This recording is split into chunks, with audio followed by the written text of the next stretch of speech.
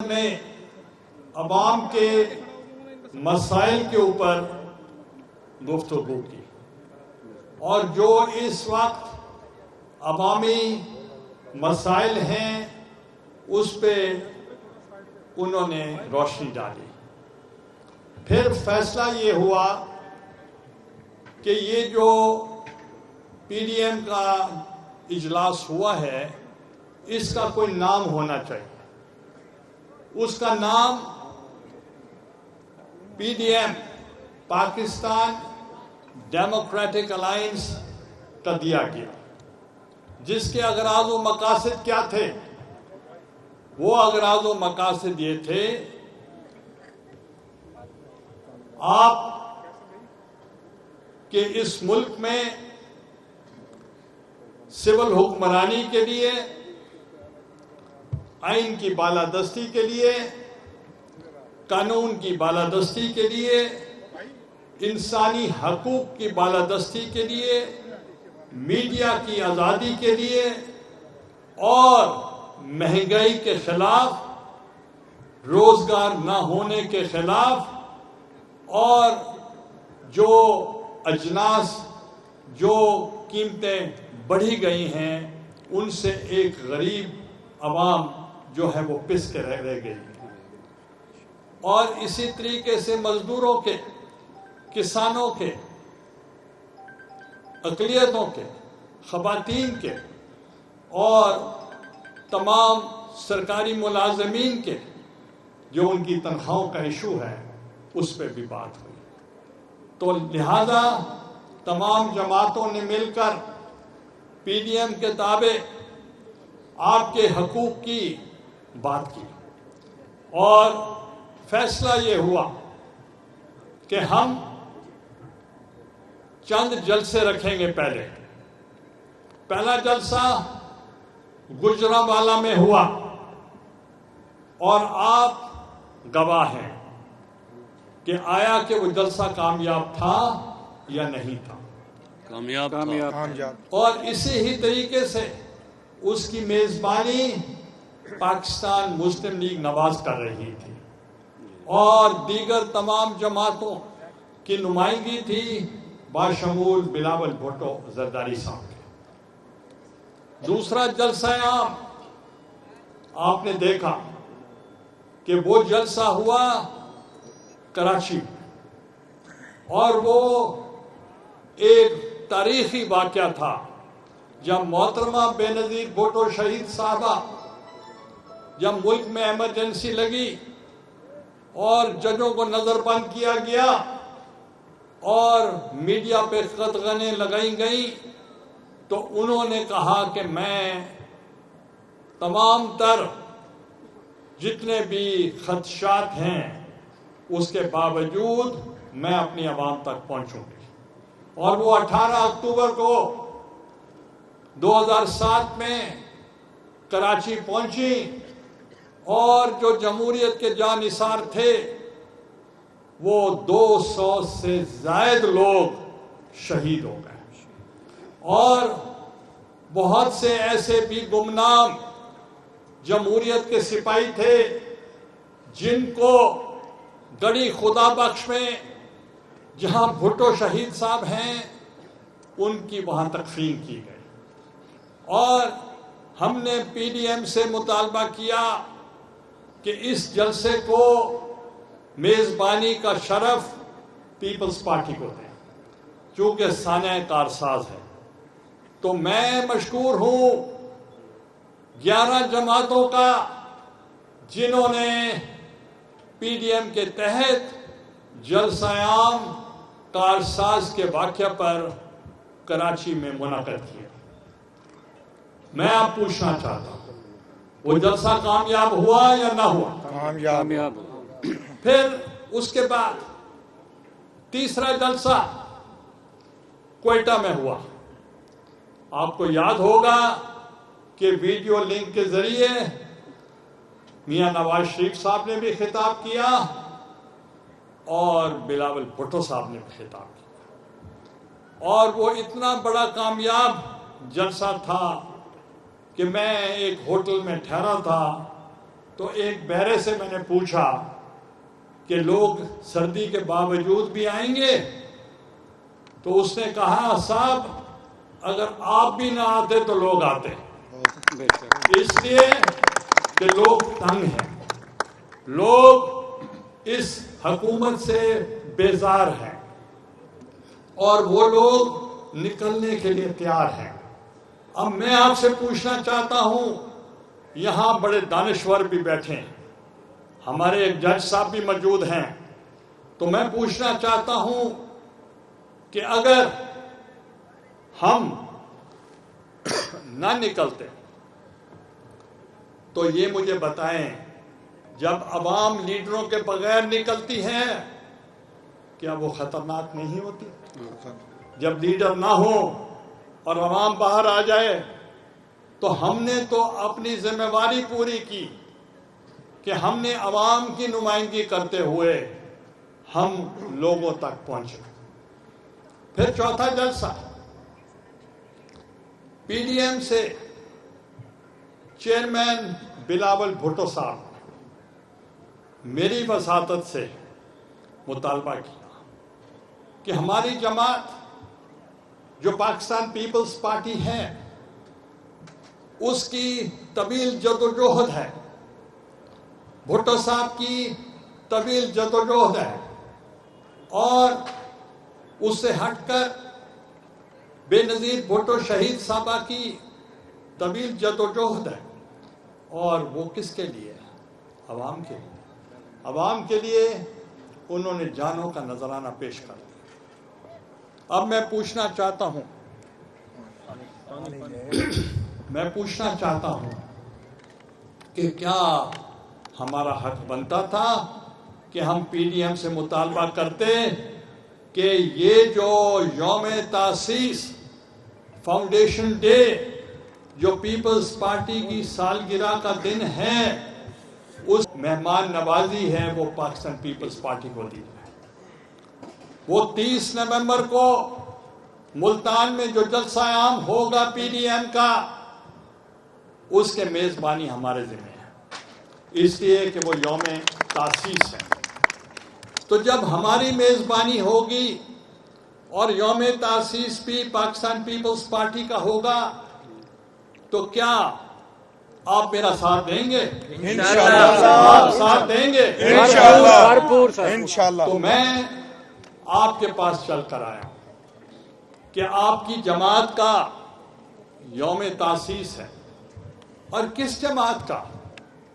Peoples party کا، وہ جماعت جس کے بانی شہید ذوالفقار علی بھٹو نے اس عوام کو زبان دی، اس عوام کو شناخت دی، اس عوام کو عزت نفس دی، اور یہ باور کرایا کہ طاقت کا سرچشمہ یہ عوام ہے، اور اگر کسی مخدوم کا ایک ووٹ ہے، ایک غریب کا بھی اتنا ووٹ ہے۔ تو لہذا پہلی مرتبہ مشرقی اور مغربی پاکستان میں جب الیکشن ہوئے تو انہوں نے کہا 1 مین 1 ووٹ، یعنی ہر آدمی کا ایک ووٹ ہے۔ اس سے پہلے جو بزرگ ہوں گے ان کو شاید معلوم ہو کہ اس وقت کیا ہوتا تھا، دیروں میں بیٹھ کر، گھروں میں بیٹھ کر، ڈرائنگ روموں میں بیٹھ کر فیصلے ہوتے تھے، اور بی ڈی سسٹم ہوتا تھا کہ جس کو چند ووٹ پڑ گئے، خواہ وہ پیسے کے ذریعے یا حکومت کے ذریعے، تو ان کو کامیاب قرار دیا جاتا تھا۔ بھٹو صاحب نے ڈرائنگ روم سے پالیٹکس کو نکال کر سیاست کو عوام کی دہلیز پہ رکھ دیا۔ یہ وہ جماعت ہے جنہوں نے آئین پاکستان دیا، ملک میں 73 کا آئین دیا، اور یہ وہ جماعت ہے جس نے ایٹمی قوت بنایا پاکستان کو۔ وہ ایٹمی قوت کہ آج آپ کا دشمن آپ کی طرف میلی آنکھ سے نہیں دیکھ سکتا۔ جب بے نظیر بھٹو شہید آئی تو انہوں نے اس ملک کو میزائل ٹیکنالوجی دی اور انہوں نے دفاع کو اور مضبوط کر دیا تاکہ دشمن کی نظر اس طرف نہ پڑے.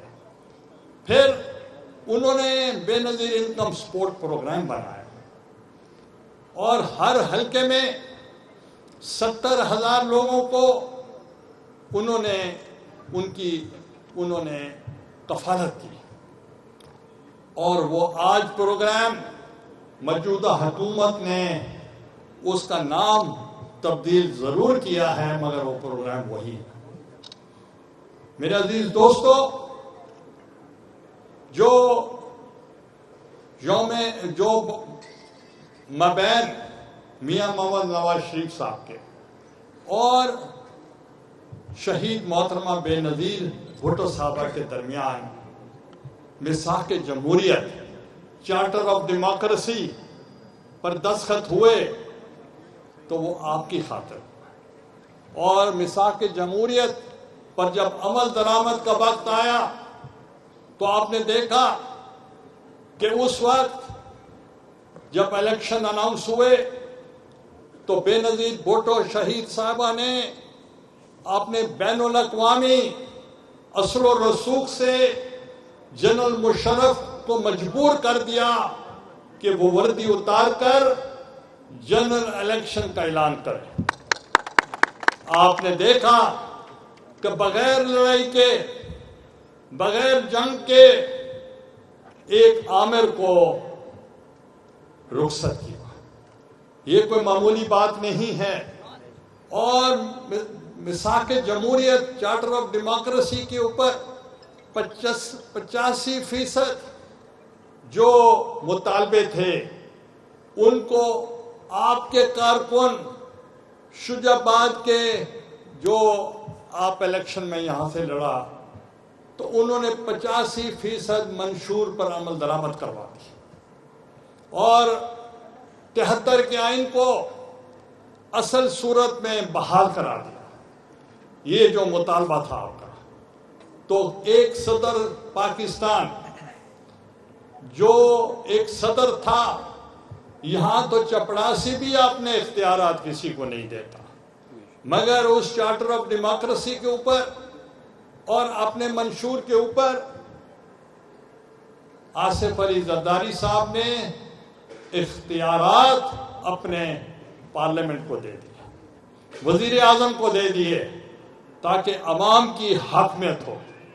عوام جس کو منتخب کریں اختیارات اس کے پاس ہوں. تو اس لیے ہم نے 73 کے آئین کو بحال کر دیا. میں سمجھتا ہوں کہ اگر کسی جماعت کے بارے میں یہ رائے لینی ہو آیا کہ وہ جماعت مقبول ہے یا نہیں ہے، اس کا ایک ہی معیار ہے بین الاقوامی، کہ آیا کہ کسی جماعت نے اپنا منشور یعنی اپنے وعدے پورے کیے ہیں یا نہیں کیے. اب میں آپ سے پوچھنا چاہتا ہوں، جب کنٹینر پہ موجودہ وزیر اعظم کھڑے ہوتے تھے، وہ کہتے تھے جب میں آؤں گا بجلی کی قیمتیں کم ہو جائیں گی، جب میں آؤں گا گیس کی قیمتیں کم ہو جائیں گی، جب میں آؤں گا پیٹرول کی قیمت کم ہو جائے گی، جب میں آؤں گا ملک میں پیسہ ہی پیسہ ہوگا، اور جب میں آؤں گا کرپشن ختم ہو جائے گی، اور آٹا، چینی، چاول اور جتنی بھی چیزیں ہیں ان کی قیمتیں ہم کم کر دیں گے، اور ہم 50 لاکھ بے گھر لوگوں کو گھر دیں گے اور 1 کروڑ لوگوں کو ملازمت دیں گے. اس وقت تک 27 لاکھ لوگ بے روزگار ہو چکے ہیں. اب میں پوچھنا چاہتا ہوں، کیا اس حکومت نے اپنے وعدے پورے کیے ہیں؟ نہیں. جب وعدے پورے نہیں کیے تو کتنا عرصہ یہ کہتے رہیں گے کہ یہ سابقہ حکومت کا کیا دھرا ہے. اب جو بھی کام ان سے پوچھیں وہ کہتے ہیں سابقہ حکومت چور تھی، سابقہ حکومت کرپٹ تھی. تو بھائی اگر وہ خراب تھے تو آپ آئے. آپ اگر کوئی چیز خرابی ہے تو آپ ٹھیک کر دیں. اب 1 سال گزر گیا, 2 سال گزر گیا, اب 3را سال آ رہے, کہتے سابقہ حکومت نے یہ کیا. میں پوچھنا چاہتا ہوں, کیا سابقہ حکومت کے وزیر ان کے پاس نہیں بیٹھے؟ وہ بھی تو ہمارے وزیر تھے جو آج بھی ان کے پاس بیٹھے ہیں. تو وہ بھی کہتے ہیں کہ سابقہ حکومت کا یہ سارا کچھ کیا ہوا ہے. تو ان کو بھی کم از کم احساس ہونا چاہیے. آپ سابقہ حکومتوں کے ساتھ رہے ہیں اور آج کہہ رہے ہیں کہ سب کچھ سابقہ حکومت نے کیا ہے, مطلب مان رہے ہیں کہ ہم نے کیا. تو اس لیے میں آپ سے گزارش کرنا چاہتا ہوں, یہ چیلنجز ہوتے ہیں جب آپ کونسل کا الیکشن لڑتے ہیں, آپ گلیوں گلیوں میں جاتے ہیں اور آپ کا تقیہ کلام کیا ہوتا ہے کہ ہم اس کو پیرس بنا دیں گے, اور پھر جب آپ آ جاتے ہیں تو پھر آپ کو اپنے منشور پہ عمل کرنا چاہیے. یہ اپنے منشور پہ عمل نہیں کر رہے. میں آپ سے پوچھنا چاہتا ہوں, جب میں وزیر اعظم بنا تو بطور وزیر اعظم کا پہلا حکم میرا کیا تھا؟ پہلا حکم میرا کیا تھا کہ جتنے بھی اس وقت نظر بند ججز ہیں باشمول چیف جسٹس کے, ان کو رہا کیا جائے. بہت اچھا. ہم نے رہا کر دیا. میرے دور اقتدار میں ایک بھی سیاسی قیدی نہیں تھا, اور آپ نے دیکھا کہ پوری دنیا میں کساد بازاری تھی, ریسیشن تھا, اور پوری دنیا اس کی وکٹم بنی, مگر میں نے اپنی معیشت کو زراعت کی طرف تبدیل کر دیا. بارشیں ہوئیں, فلڈز آئے, مگر آپ کے لیے گندم کی کمی نہیں آنے دی, چینی کی کمی نہیں آنے دی, چاول کی کمی نہیں آنے دی, اور کپاس کا ریٹ جو آپ کو ملتا تھا وہ ایک بین الاقوامی سٹینڈرڈ کے مطابق تھا. جب آپ نے کسانوں کو بین الاقوامی قیمت مقرر کر دی اجناس کی, سمگلنگ ختم ہو گئی. تو آج آپ دیکھیں, اگر گندم بھی ہے نایاب ہے, آٹا نہیں ہے, چینی ہے مگر ان کو امپورٹ کرانی پڑ رہی ہے, گندم امپورٹ کرانی پڑ رہی ہے, اور ہر چیز امپورٹ کرانی پڑ رہی ہے. تو آپ اپنا یہ فائدہ غریب کسان کو کیوں نہیں دیتے؟ آپ مڈل مین کما رہا ہے اور پیسہ آپ ان کو دے رہے ہیں. پہلے شارٹیج کرتے ہیں, پھر امپورٹ کرتے ہیں, اور پھر کہتے ہیں جی ہم نے کنٹرول کر لیا. تو اس لیے میں اب آپ کو بتانا چاہتا ہوں, پی ڈی ایم کا پہلا نعرہ کیا تھا کہ ووٹ چوری ہوا ہے, ہمارا مینڈیٹ کو چوری کیا گیا ہے, الیکشنز آر اسٹولن. اور ہم نے اس کے باوجود بھی ہم نے انڈر پروٹیسٹ ہم الیکشنز کے رزلٹ کو تسلیم کر کے پارلیمنٹ کے اندر بیٹھے, چونکہ ہم جمہوری لوگ ہیں, ہم آئینی لوگ ہیں. شہید ذوالفقار علی بھٹو پھانسی چڑھ گیا مگر عدالتوں کا احترام کرتا رہا. بے نظیر بھٹو شہید کے والد پھانسی چڑھ گئے مگر وہ عدالتوں کا احترام کرتی رہی. آصف علی زرداری, میں خود, راجہ پرویز اشرف صاحب, خورشید شاہ صاحب اور کئی ہمارے جو جمہوریت کے علمبردار ہیں, انہوں نے جیلیں بھی کاٹی, صعوبتیں بھی برداشت کی, مگر عدالتوں کا احترام کرتے رہے. اب میں آپ سے پوچھنا چاہتا ہوں, گلگت بلتستان کے آپ تمام چینلز پہ, تمام ٹی وی پہ آپ دیکھتے رہے کہ کون سی جماعت مقبول تھی, کس نے جلسے کیے. میں سمجھتا ہوں کہ بلاول بھٹو نے ایسی جگہوں پہ جلسے کیے جو وہاں کے لوگ بھی وہاں نہیں جا سکے, اور سخت ٹھنڈ میں بارش میں وہ ایک ایک حلقے میں گئے ہیں. 22 دن انہوں نے کمپین کی ہے اور عوامی رائے کیا تھی کہ پیپلز پارٹی جیت رہی ہے. مگر آپ نے دیکھا جن کا ایک کینڈیڈیٹ بھی اپنا پی ٹی آئی کا نہیں تھا, انہوں نے 8 کینڈیڈیٹ الیکشن سے قبل نون لیگ کے توڑے. یہ جائز بات ہے؟ نہیں. ان کو ٹکٹیں دی, پہلے ان کو توڑا, ان کو لوٹا بنایا, پھر ان کو ٹکٹیں دی. پیپلز پارٹی کا بھی ایک بندہ توڑا. تو میں سمجھتا ہوں کہ ان کے تو اپنے کینڈیڈیٹ ہی نہیں تھے. ابھی بھی اکثریت نہیں ہے, ابھی بھی ان کی اکثریت نہیں ہے. اب وہ آزاد امیدواروں پہ جو ان کے مقابلے میں جیتے ہیں ان کو لالچ دے رہے ہیں کہ آپ شامل ہوں اور ہمیں وزیر اعلیٰ بنائیں. تو بلاول بھٹو صاحب نے 4 دن پہلے پوچھا تھا کہ مجھے نام بتائیں کہ آپ کا وزیر اعلیٰ کون ہوگا, تو کوئی نام نہیں. چونکہ پہلے آزاد ٹوٹیں گے, ان کے مطالبے ہوں گے, وہ پورے ہوں گے, پھر حکومت بنے گی جیسے خود 4 ووٹوں سے بنے تھے. تو اسی طریقے سے ہم یہ سمجھتے ہیں کہ ہم بھی یہاں الیکشن لڑے. جب میں نے درخواست دی, یہاں وکلا بھی موجود ہیں, تو ریٹرننگ افسر کے پاس درجنوں وکیل پیش ہوئے کہ یوسف رضا یہاں سے نہیں لڑ سکتا. انہوں نے اجازت دی کہ میں لڑ سکتا ہوں. پھر وہ چلے جائے ہائی کورٹ میں, وہاں کہا یہ الیکشن نہیں لڑ سکتا. آپ کو تو میں نے بتایا ہی نہیں. ادھر بھی انہوں نے فیصلہ میرے حق میں کیا, یہ لڑ سکتا.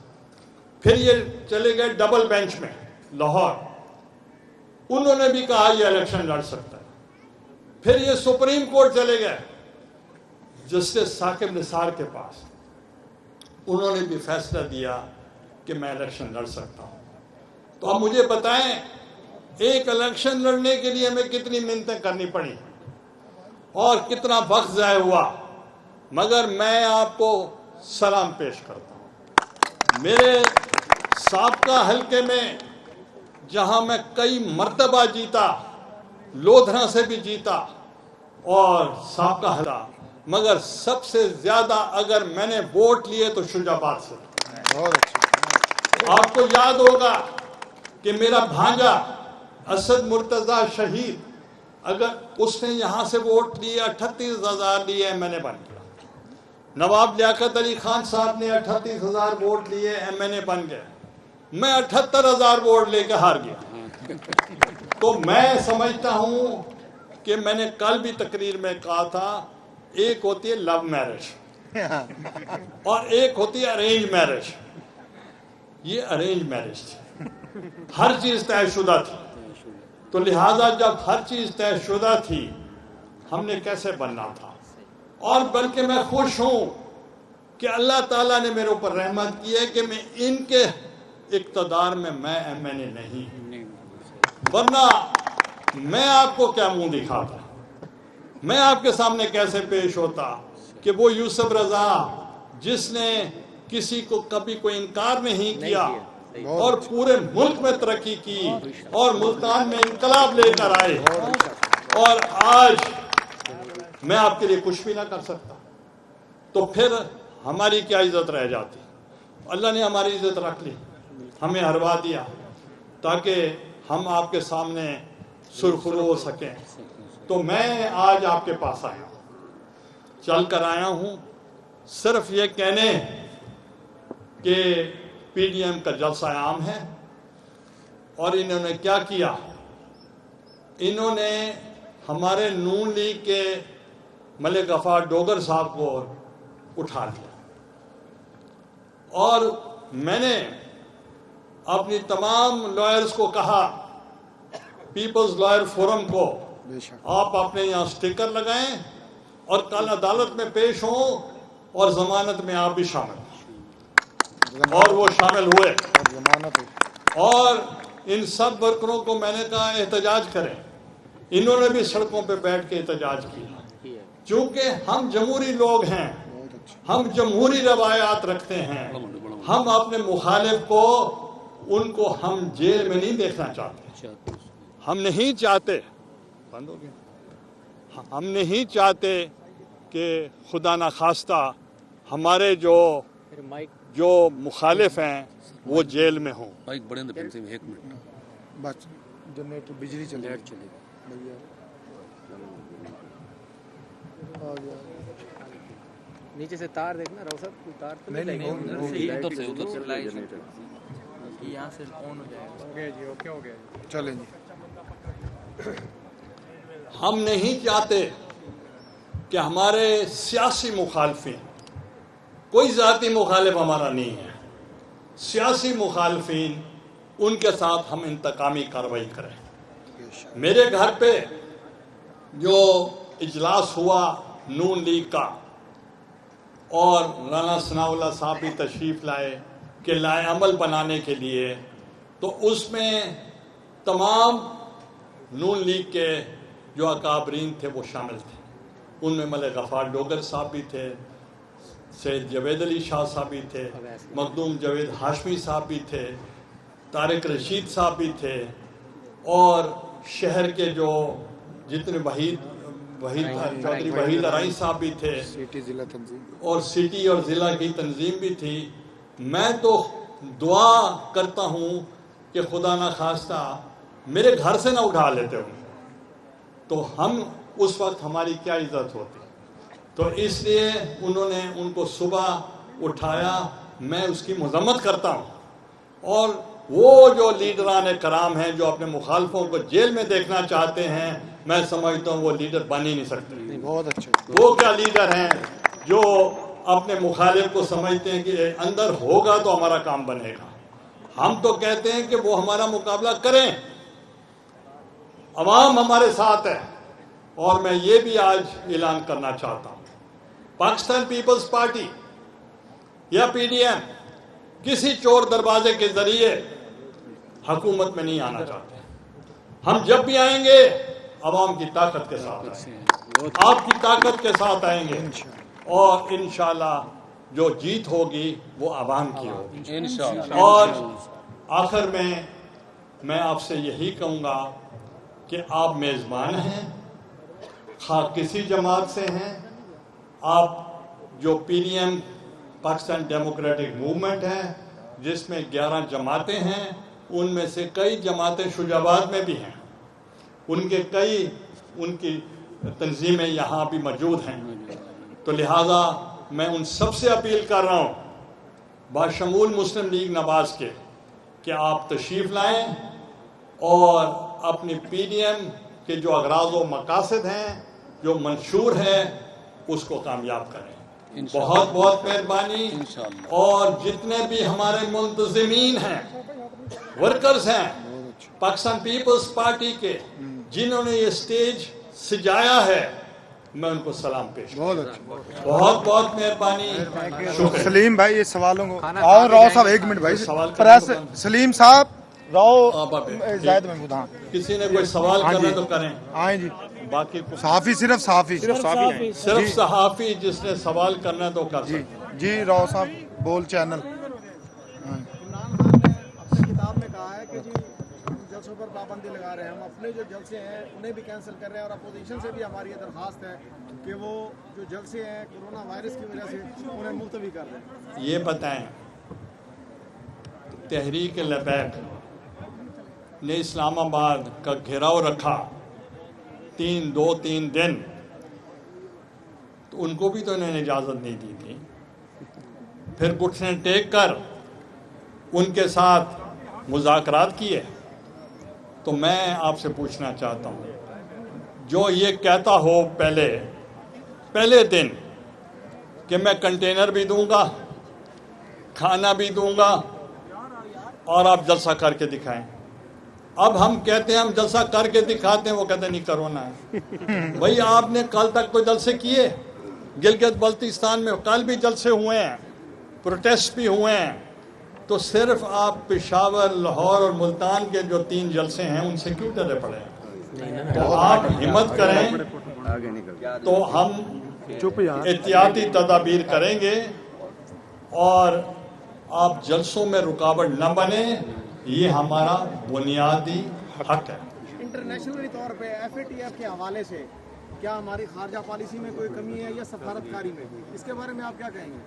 हर चीज़ में कमी है, क्योंकि हमने तो कश्मीर कॉज को भी ख़राब कर दिया। 72 साल में नवाबजादा नसरुल्लाह खान साहब चेयरमैन कश्मीर कमेटी थे, मौलाना फजलुर रहमान साहब कश्मीर कमेटी के चेयरमैन थे। उस वक्त कभी 370 जो आर्टिकल है वो कभी लगा। उस वक्त के वज़ीर आज़म कहा करते थे कि कश्मीर जो है वो कोर इशू है और हम इस पे बैठ के मुज़ाकरात करना चाहते हैं। PDM अगर इंतखाबी इत्तेहाद बनाकर वो आपको तो देखा ही नहीं मैं। सलीम PDM अगर इंतखाबी इत्तेहाद बनाकर और गिलगित बल्तिस्तान में इलेक्शन लड़ती तो क्या नताइज मुख्तलिफ ना होते? देखें, हम अभी इब्तदा है हमारी PDM का, और हमने अपनी जमातें हैं, अपना मंशूर है, अपना प्रोग्राम है। इसको इंतखाबी हमने इत्तेहाद नहीं बनाया, और आगे चलकर क्या होता है वो देखा जाएगा, मगर अभी तक हम गिलगित बल्तिस्तान में मिलकर नहीं लड़े। मलकम जी साहब, सऊदी अरब से हमारे देरीना ताल्लुकात हैं और वो हमारा मुश्किल वक्त का साथी भी है। इस वक्त जो हमारे मौजूदा हालात हैं सऊदी अरब के साथ, वो क्लियर नहीं है। वो FATF में भी हमारे अगेंस्ट गए हैं, इसके बारे में आप क्या कहेंगे? मैंने तो पॉलिसी की पहले बात कर दी, तो अब अगेंस्ट जाना और सऊदी अरब को जाना वो हमें सूट नहीं करता, क्योंकि हम बुनियादी तौर पे हम सऊदी अरब के साथ जज्बाती लगाव रखते हैं। मलकम जी, PDM ने पहले से ही कल जो इजलास हुआ था उस पे इंतखाबी नताइज जो हैं वो रिजेक्ट कर दिए। बिजली के बिलों में तकरीबन मस्जिद 35 लाख हमारी मस्जिद है, इसके अंदर बिजली के बिल हैं, उनके अंदर TV लाइसेंस की फीस लग के आती है। क्या इसका ऐवान के अंदर की कोई दीनी जमात आवाज़ उठाएगी? देखें, आपने आज कहा है, हम इसको उठाएंगे। ये तो आपके दौर में होता रहा है। अगर होता रहा है तो आपने बताया नहीं है, आज बता दिया है तो हम उसको मलकम जी साहब, रोही से मलकम जी साहब। पाकिस्तान में पहले नंबर पे आ रहा है, तो हुकूमत ये कह रही है कि मुल्तान के अंदर जो जलसा होगा तो अब मेरा ख्याल है कोरोना जहाँ जहाँ PDM जलसा करेगी वो सबसे ज्यादा कोरोना महामारी। थैंक यू सर, ये एक खबर का शुक्रिया अदा करते हैं। ये निशाबा बीबी